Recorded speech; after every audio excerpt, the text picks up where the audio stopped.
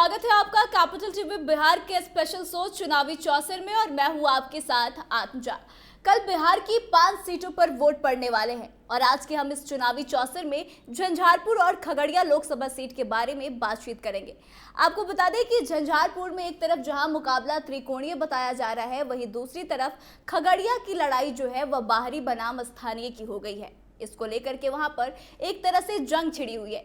बता दें कि झंझारपुर से जदयू से रामप्रीत मंडल चुनाव लड़ रहे हैं, वहीं बीएसपी के टिकट पर गुलाब यादव चुनावी मैदान में हैं। वहीं महागठबंधन की तरफ से वीआईपी के टिकट पर सुमन महासेठ जो है चुनाव लड़ रहे हैं।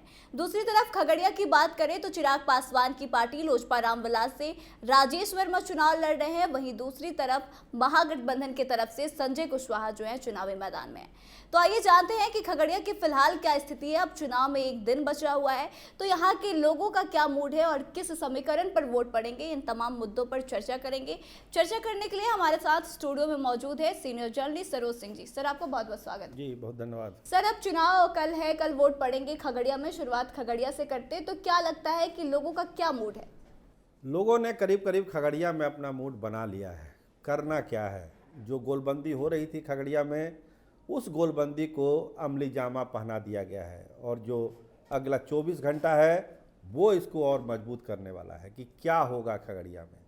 तो जो गोलबंदी हुई है, आपको मालूम ही है, जो कुशवाहा वोटर है, जो सबसे निर्णायक वोटर है खगड़िया के चुनाव में, उस वोटरों में ज़बरदस्त एक गोलबंदी हुई है संजय कुशवाहा के पक्ष में।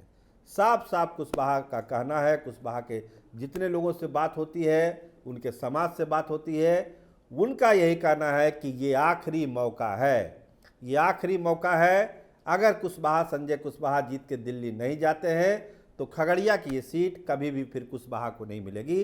तो उसको एक मौका के तौर पर वहाँ के वोटर देख रहे हैं।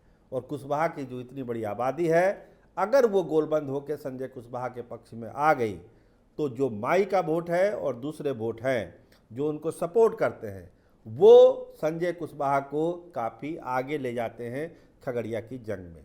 सर, एक कुशवाहा फैक्टर तो किसी के जीत हार का पैमाना नहीं हो सकता, वही जीत हार तय नहीं कर सकते। इसके अलावा भी कुछ ऐसे फैक्टर्स होंगे जो कि संजय कुशवाहा के पक्ष में जाएंगे। और जैसे कि राजेश वर्मा बनिया जाति से हैं, फिर भी बनिया कास्ट के लोगों में भी ऐसा देखा जा रहा है कि वो उनको राजेश वर्मा को वोट नहीं करेंगे। तो इसके पीछे की क्या वजह है? देखिए, कुशवाहा वोटर, देखिए आपका बोलना गलत है, कुशवाहा वोटर ही वहाँ निर्णायक है और वही तय करेगा कि वहाँ का चुनाव कौन जीतेगा।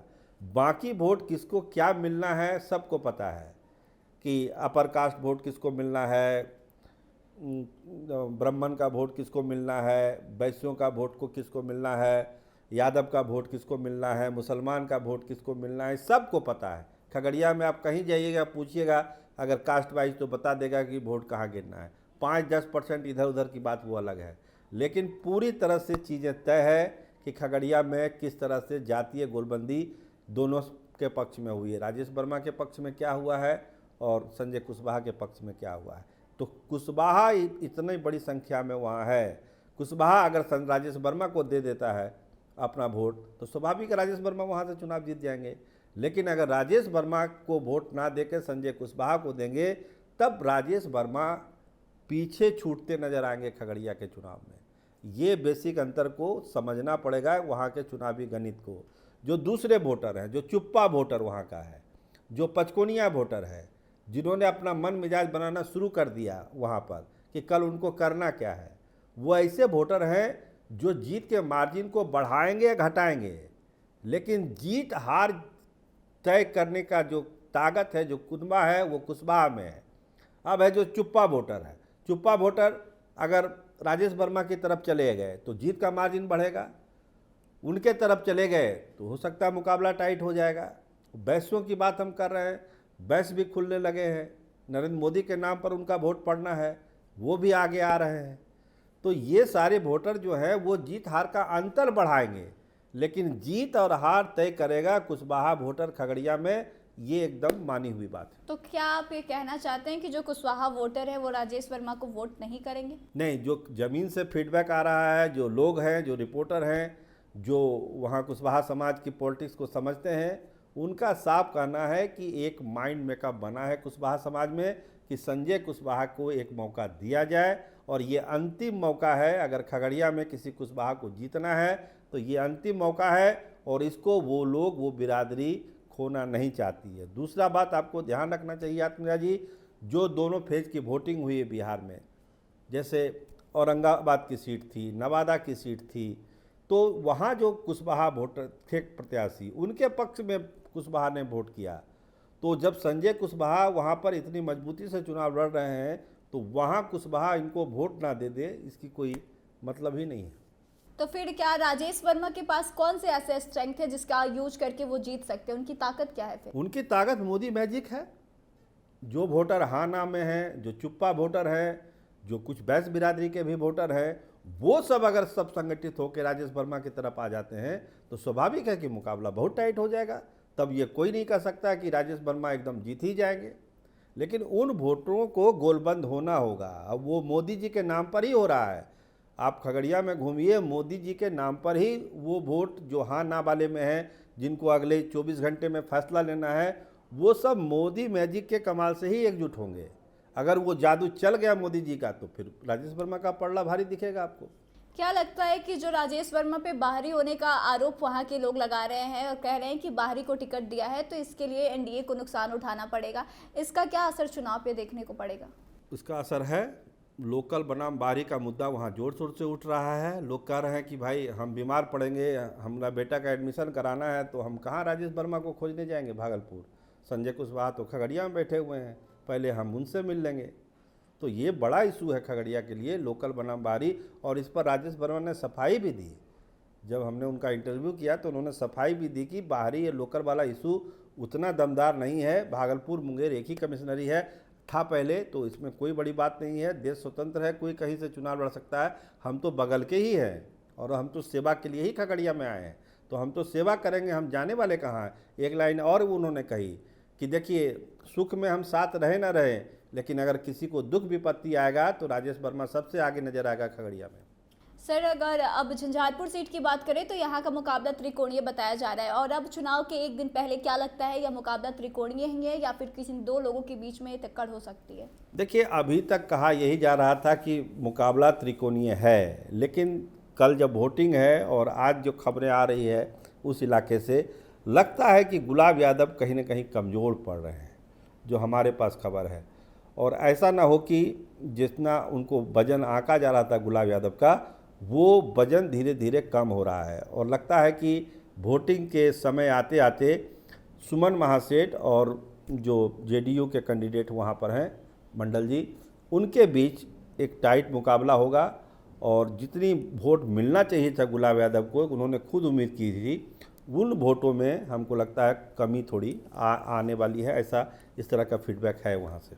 सर, जैसा कि सुमन महासेठ वीआईपी के टिकट पर है, महागठबंधन से उन पे भरोसा जताया गया है और ऐसा माना ही जाता है कि एमवाई समीकरण पे उनको वोट पड़ेंगे। क्या लगता है कि मल्लाहों का वोट भी अब उनके साथ जुड़ जाएगा, जिससे कि महागठबंधन को ज़्यादा फायदा मिलेगा? हाँ, तो स्वाभाविक है, मुकेश सहनी जब उनके साथ हैं तो वोट तो पड़ेगा, और वो वोट उनको बहुत फेवरेबल होगा सुमन महासेठ के लिए। सुमन महासेठ के साथ दिक्कत ये है कि लोग कह रहे हैं कि भाई ये आरएसएस बैकग्राउंड के हैं, बीजेपी बैकग्राउंड के हैं।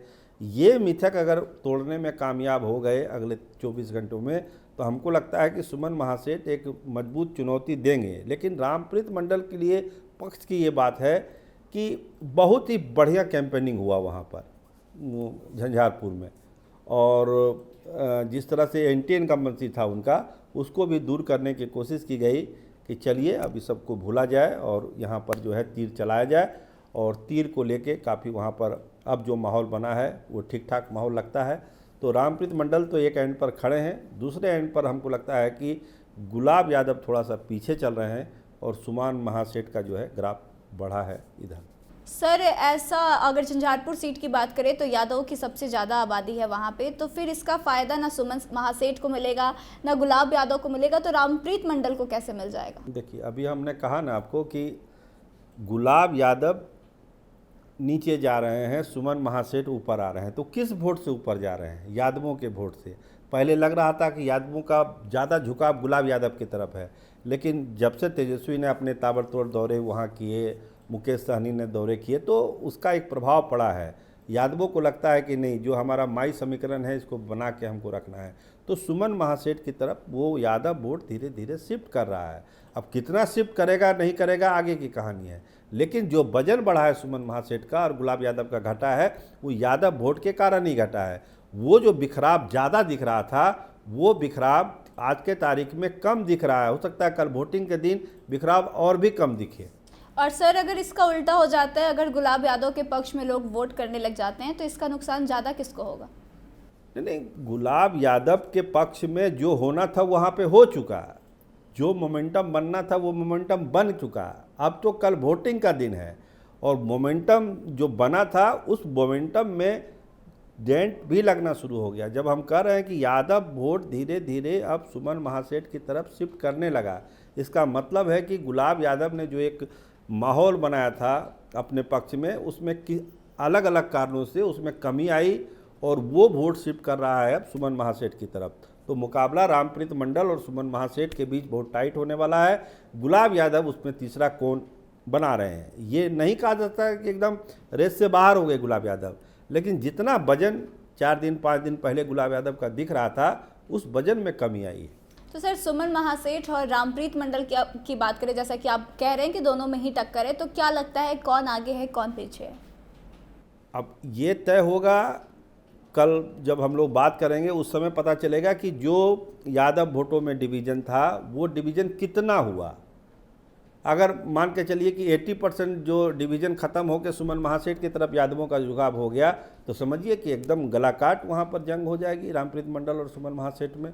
कोई भी हार सकता है, कोई भी जीत सकता है, लेकिन कितना ले पाते हैं ये तो कल वोटिंग का जब ट्रेंड पता आने लगेगा तब पता चलेगा। लेकिन आज के तारीख में स्थिति यही है कि यादवों ने अब सुमन महासेठ के पक्ष में आना शुरू किया, गोलबंदी शुरू होनी शुरू हो गई। अब वो कितना होगा ये तो कल पता चलेगा, लेकिन यही वोट बैंक सुमन महासेठ को दौड़ में जो है आगे कर रहा है। सर, आपका बहुत बहुत शुक्रिया। जी, बहुत धन्यवाद। तो देखिए, कल बिहार में तीसरे चरण के वोट पड़ने वाले हैं। 5 सीटों पर वोट पड़ेंगे, लेकिन खगड़िया और झंझारपुर सीट की बात करें तो दोनों ही गठबंधन में कांटे का टक्कर देखने को मिल रहा है, कड़ा मुकाबला है। तो आपको क्या लगता है कि दोनों सीट से कौन आगे जाएगा और किसके प्रति लोगों का ज़्यादा झुकाव है? आप कमेंट करके अपनी राय जरूर बताएं और कल जाकर वोट दें, अपने मतदान के हक का प्रयोग करें। फिलहाल इस खबर में बस इतना ही। आगे की तमाम अपडेट्स के लिए बने रहे हमारे साथ, देखते रहे कैपिटल टीवी बिहार। धन्यवाद।